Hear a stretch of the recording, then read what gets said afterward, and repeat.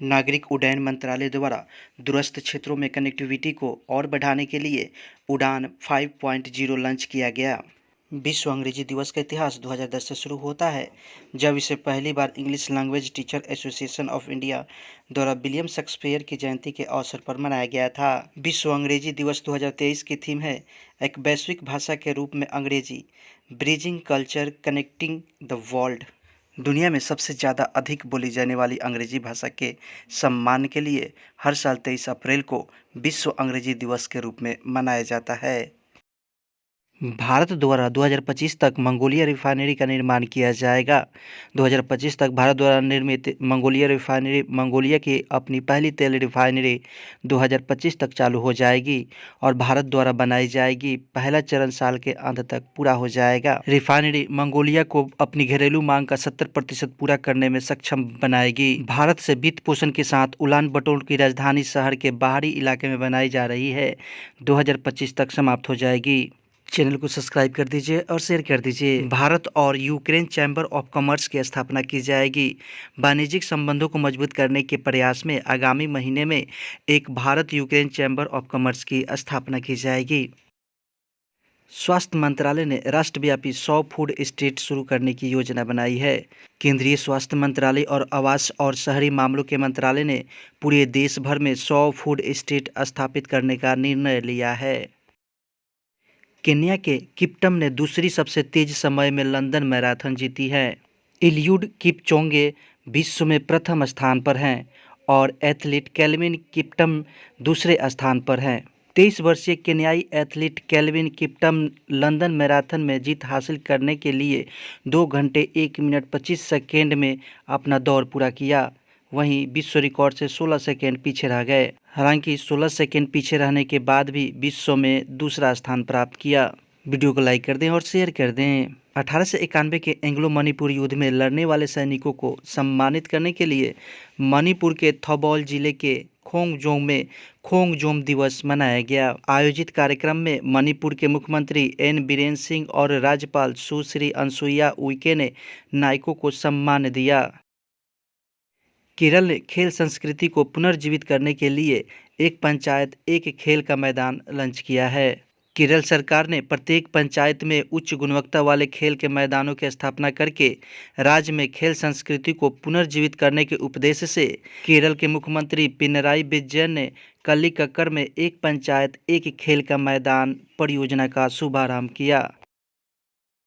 NATO द्वारा तेलिन में 2023 locked shield cyber रक्षा अभ्यास आयोजित किया गया है। 38 देशों के 3000 से अधिक प्रतिभागियों ने इसमें भाग लिया।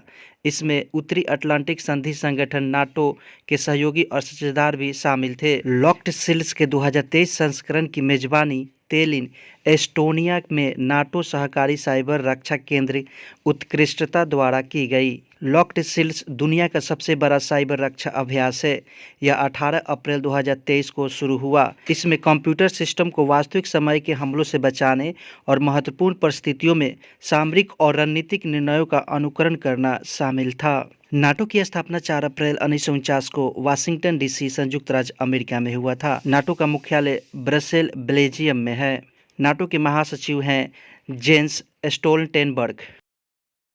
केनरा बैंक ने reserve bank innovation hub RBIH के साथ साझेदारी में 15G/15H फॉर्म का डिजिटल सबमिशन नामक एक नई ग्राहक अनुकूल सेवा शुरू की है, जिसका उद्देश्य ग्राहकों की संतुष्टि को बढ़ाना है। फॉर्म 15G व्यक्तियों और HUF के लिए है और फॉर्म 15H वरिष्ठ नागरिकों के लिए है। इन फॉर्म में पैन की जानकारी देनी होती है। ये स्वघोषणा प्रपत्र हैं जो व्यक्ति ब्याज आय पर TDS की कटौती से बचने के लिए बैंक में जमा करते हैं, बशर्ते उनकी आय मूल्य छूट सीमा से कम हो। जल शक्ति मंत्रालय ने जल निकायों की पहली गणना जारी की है, जिसमें पता चला है कि भारत में पश्चिम बंगाल में जल निकायों की संख्या सबसे अधिक है, जबकि सिक्किम में सबसे कम है। यह जनगणना जल शक्ति मंत्रालय द्वारा शुरू की गई सिंचाई जनगणना योजना के तहत छठी लघु सिंचाई गणना के अभिसरण में आयोजित की गई है। जल शक्ति मंत्रालय द्वारा जल निकायों की जनगणना के अनुसार पश्चिम बंगाल में 7.47 लाख जल निकायों के साथ भारत में सबसे अधिक जल निकाय है। सिक्किम में जल निकायों की संख्या सबसे कम है।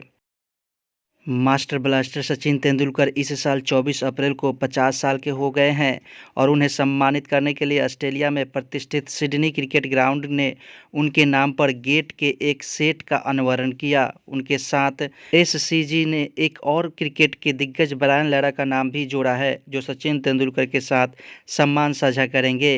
तेंदुलकर के 50वें जन्मदिन और एससीजी में लारा के 277 रन की 30वीं वर्षगांठ के अवसर पर अनावरण किया। उन्होंने जनवरी 2093 में खेले गए टेस्ट में शतक बनाया था। इस नए सम्मान के साथ दोनों दिग्गज महान डोनाल्ड की लीग में शामिल हो जाएंगे। 16वें सिविल सेवा दिवस समारोह में प्रधानमंत्री नरेंद्र मोदी ने इनोवेशन सेंट्रल श्रेणी में पीएम गति शक्ति राष्ट्रीय मास्टर प्लान को एक्सीलेंस इन पब्लिक एडमिनिस्ट्रेशन 2022 पुरस्कार से सम्मानित किया। पीएम गति शक्ति योजना की शुरुआत अक्टूबर 2021 में शुरू की गई थी।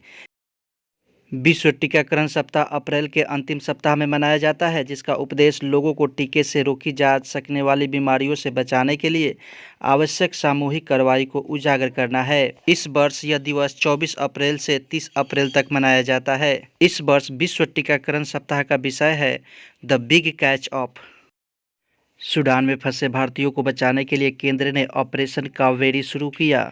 सरकार ने शुक्रवार को कहा था कि वर्तमान में पूरे सूडान में रह रहे 3000 से अधिक भारतीय नागरिकों की सुरक्षा पर ध्यान केंद्रित कर रही है। ऑपरेशन कावेरी की सूचना विदेश मंत्री एस जयशंकर ने ट्वीट कर इसकी घोषणा की। Please subscribe this channel. I am waiting for 25K subscriber, so please help me for that. न्यायमूर्ति अभिजीत गंगोपाध्याय ने कथित रूप से लंबित सनसनीखेज स्कूल नौकरी के रिश्वत मामले के बारे में एक टीवी साक्षात्कार दिया था। भारत के मुख्य न्यायाधीश DY चंद्रचूड़ ने मौखिक रूप से कहा कि एक न्यायाधीश के पास लंबित मामले में साक्षात्कार देने का कोई अधिकार नहीं। इस कारण सर्वोच्च न्यायालय ने 24 अप्रैल को कलकत्ता उच्च न्यायालय से एक रिपोर्ट मांगी।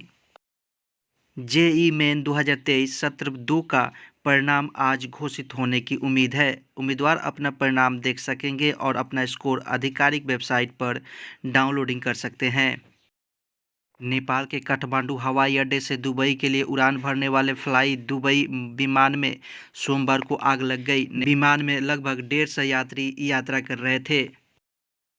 प्रयागराज के डिप्टी CMO सुनील कुमार सोमवार सुबह शहर के एक होटल के कमरे में लटके पाए गए।